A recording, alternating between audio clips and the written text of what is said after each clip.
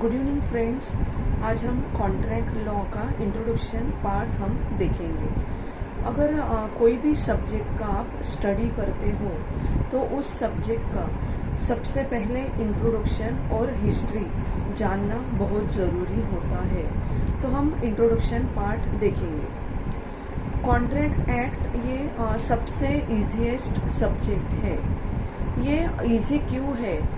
क्योंकि हम हर दिन कितने तो भी कॉन्ट्रैक्ट करते हैं। शॉप वाले से हमने कुछ खरीदा, उसके अगेंस्ट हम उसको कुछ कंसीडरेशन देते हैं, तो वो भी एक कॉन्ट्रैक्ट ही है। तो हम ऐसे दिन में कितने ही कॉन्ट्रैक्ट हम डेली करते हैं। तो कॉन्ट्रैक्ट एक्ट का हम इंट्रोडक्शन देखेंगे। कॉन्ट्रैक्ट एक्ट यह फोर्स में 1 सितंबर 1872 से ये आया। और कॉन्ट्रैक्ट एक्ट यानी क्या, या फिर इसका हम डेफिनेशन देखेंगे। तो कॉन्ट्रैक्ट एक्ट का definition section 2 sub clause H में इसका डेफिनेशन दिया गया है। तो डेफिनेशन में सिंपली बोला गया है कि जो भी ऑल एग्रीमेंट्स है जो एनफोर्सेबल बाय लॉ, तो इसको हम डेफिनेशन बोलेंगे। या फिर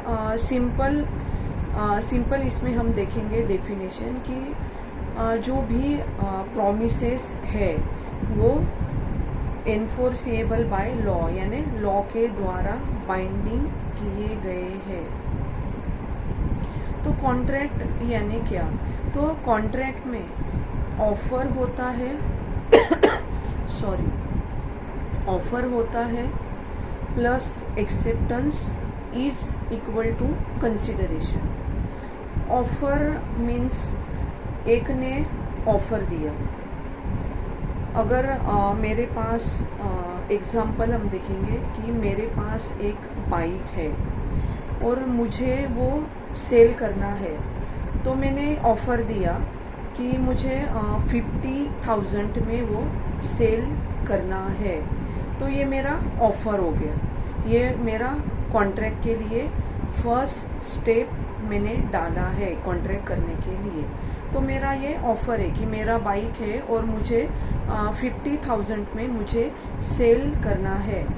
और सामने वाले को मैंने ऑफर दिया, तो सामने वाले ने बोला कि हाँ 50,000 ओके है मुझे और मैं बाइक खरीदूंगा।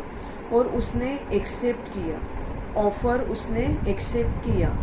तो ये हो गया एक्सेप्टेंस। तो ये हो गया सेकंड स्टेप। और कंसीडरेशन क्या हो गया? 50,000। कंसीडरेशन क्या है? 50,000। कंसीडरेशन के बगैर, विदाउट कंसीडरेशन कोई भी कॉन्ट्रैक्ट कंप्लीट नहीं होता है। ऑफर और एक्सेप्टेंस के लिए कंसीडरेशन बहुत ज़रूरी है। विदाउट कंसीडरेशन कॉन्ट्रैक्ट नहीं होता है। तो मेरा ऑफर हो गया बाइक का जो मुझे सेल करना है, और सामने वाले ने एक्सेप्ट किया, तो हो गया ऑफर प्लस एक्सेप्टेंस और कंसीडरेशन 50,000। तो ये हो गया कॉन्ट्रैक्ट। तो इसको हम बोलेंगे कॉन्ट्रैक्ट। तो वैलिड कॉन्ट्रैक्ट, इसमें भी वैलिड कॉन्ट्रैक्ट और इनवैलिड कॉन्ट्रैक्ट होता है। तो इनवैलिड कॉन्ट्रैक्ट मीन्स अगर मैंने ईबे पर या अमेज़ॉन पर या OLX पर अगर मैंने कारतूस यानी सेल करने के लिए डाला है, या कुछ इलीगल मटेरियल सेल करने डाला है जो प्रोहिबिटेड है, तो वो कॉन्ट्रैक्ट लीगली होगा क्या? नहीं होगा। तो ये हो गया इलीगल कॉन्ट्रैक्ट। और लीगल कॉन्ट्रैक्ट के लिए 18 इयर्स कंप्लीट होना चाहिए और वो अनसाउंड माइंड नहीं होना चाहिए।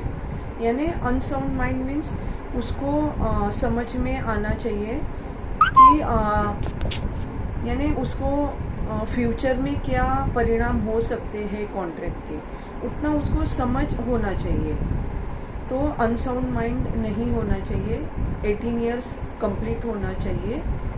तो ये हम कॉन्ट्रैक्ट के जनरल फीचर हम देखेंगे, और नेक्स्ट पार्ट में हम हिस्ट्री पार्ट हम देखेंगे।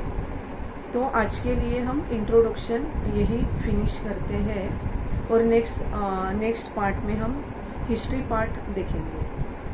तो थैंक यू, बाय बाय। और अगर मेरा लेक्चर आपको अच्छा लगता है तो प्लीज़ सब्सक्राइब कीजिए, शेयर कीजिए, लाइक कीजिए।